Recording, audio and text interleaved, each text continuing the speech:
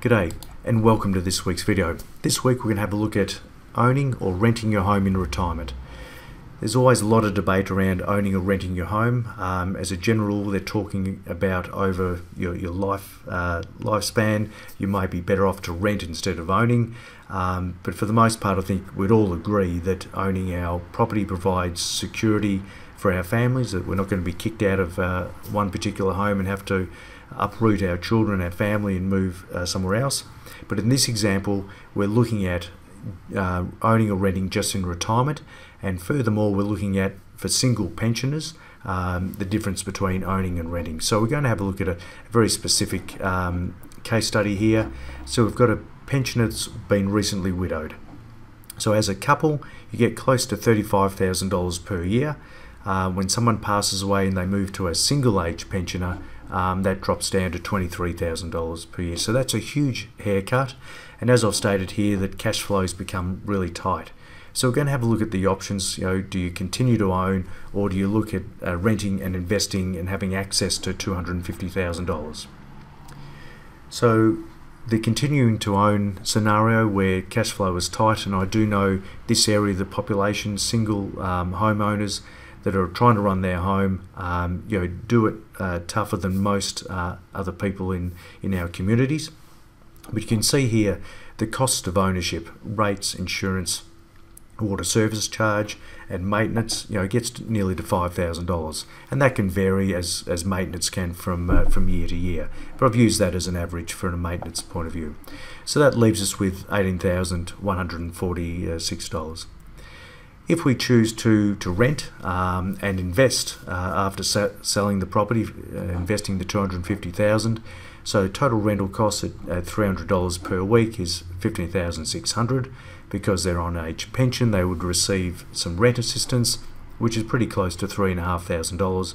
So the total net cost of renting is $12,000 or just over.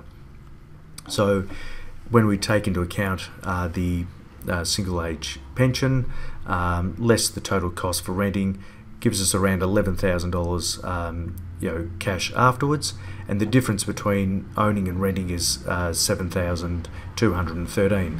But of course we've got $250,000 which can help out with the cost of renting. So I've divided the difference between the two over the investment amount, which gives us 2.88%.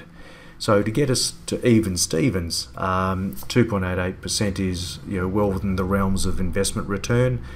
Term deposits around 2.6, 2.7 at the moment, so they can easily be covered off to get you back to even Stevens.